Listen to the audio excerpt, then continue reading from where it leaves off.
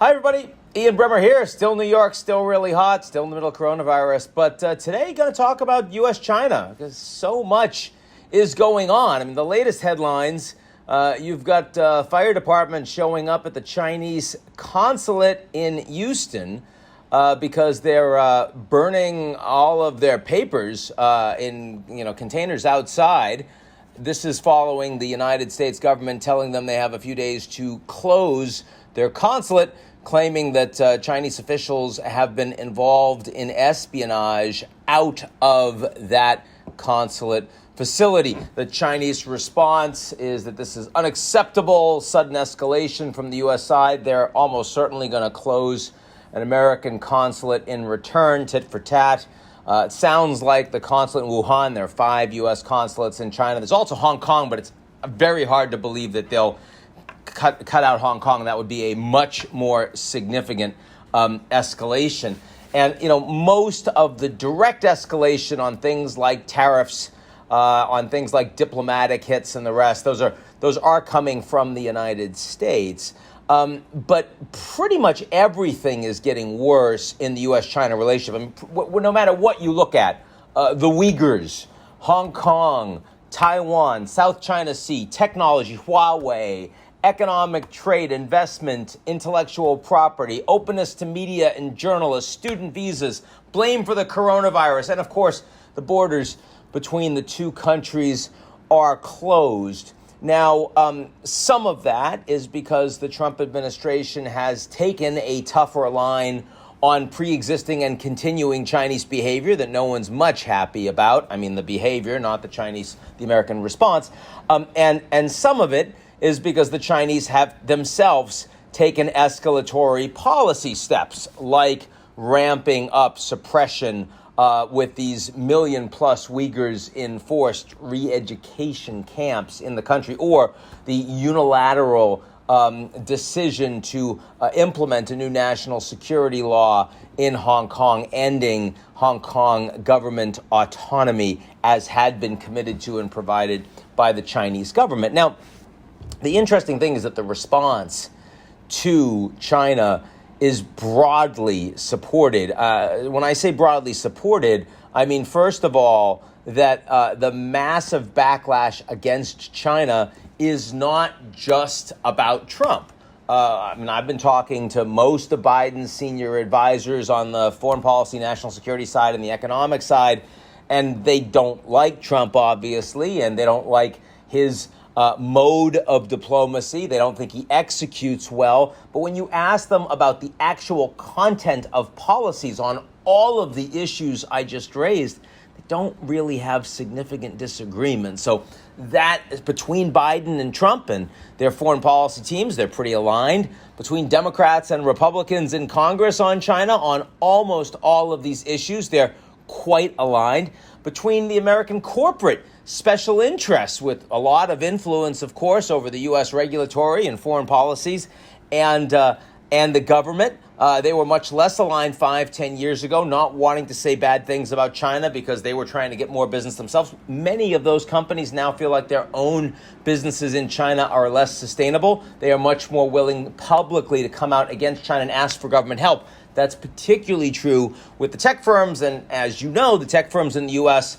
are economically dominant. They've got a lot more influence. They're critical to national security.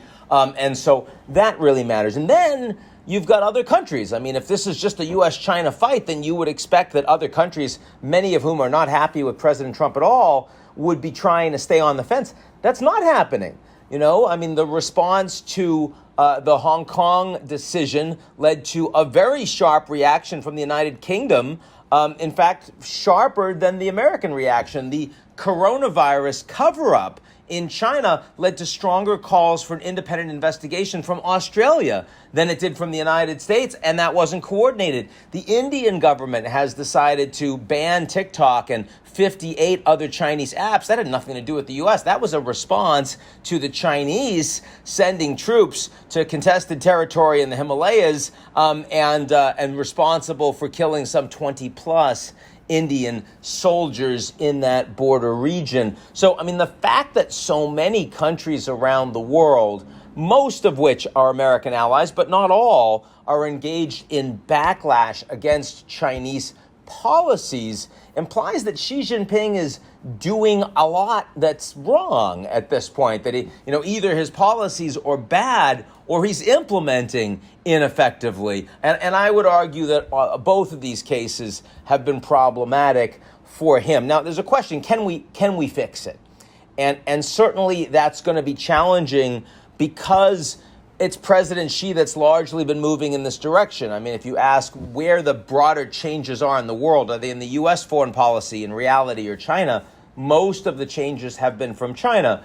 The consolidation of power under a single leader, the anti-corruption campaign, which was partially about anti-corruption and partially about stronger authoritarian rule, the unwillingness to engage in continued economic and political reform inside China, the buildup of Belt and Road, the decision that they want to be global leaders in artificial intelligence by 2030, the Asian Infrastructure Investment Bank. Now, look, the fact that China is just a reality, China's gotten bigger and they're not aligning with American or Western values, no one should be surprised that there is backlash against that. And that is not all China's fault at all.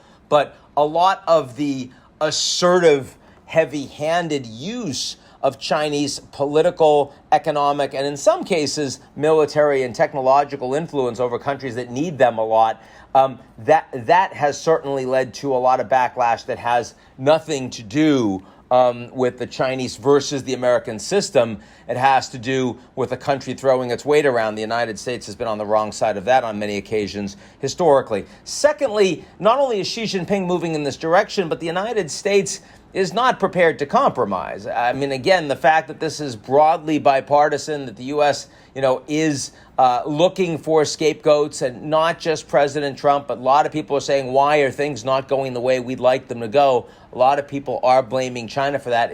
Coronavirus makes it worse, but it's not just about that. And then third, even if there was a willingness to engage in a climb down between the two countries, and again, both sides are not moving in that direction right now, you'd have to be able to convince them that the U.S. was sincere and was really prepared to engage with the Chinese, really prepared to compromise. And it's hard to see that given how badly the trust is broken on both sides. I mean, for example, when the Chinese, the big moment when China turned to the West was when they joined the World Trade Organization under President Clinton. And that was basically the Chinese government saying, okay, if we accept Western-based trade rules, we're going to do a lot better ourselves. And that meant they also believed that they would be truly allowed to join the WTO. And if they did align with Western trade values, they would be able to benefit. And indeed, it did work out that way. They did open their markets to a much greater degree, and China's growth, self-evident over the course of the decades, just rocket ship since they joined that Western-led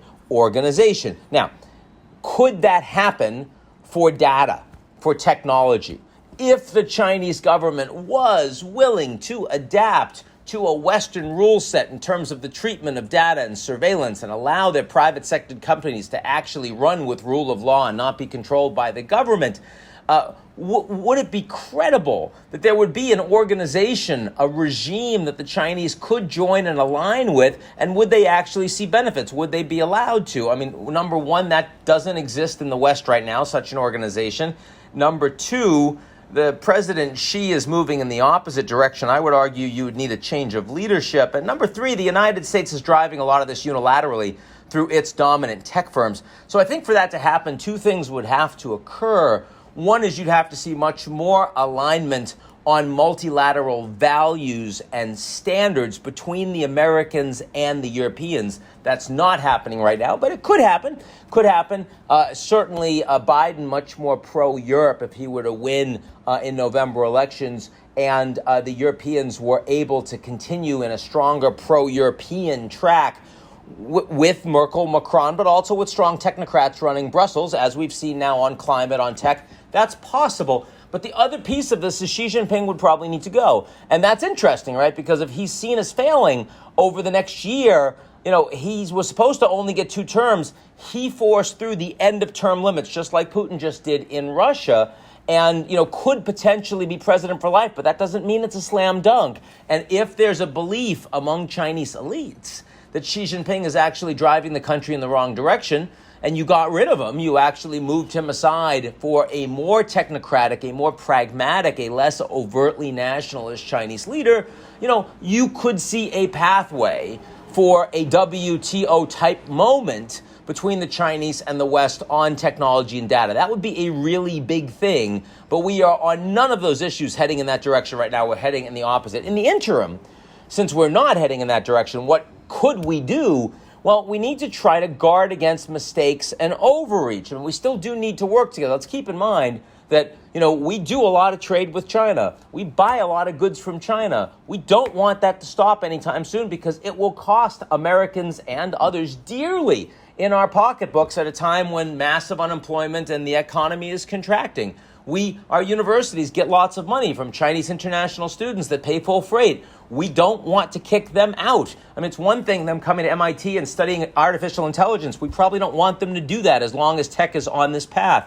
But we probably do want them coming to second and third tier universities paid for by wealthy parents so these universities can keep running and don't have to fall apart, right? That's a useful thing and benefits the United States. And certainly in the context of a pandemic, in the context of climate change, do you want the world's largest emitter of carbon to be working cooperatively with the United States and Europe? Of course you do. The alternative is much worse for everyone.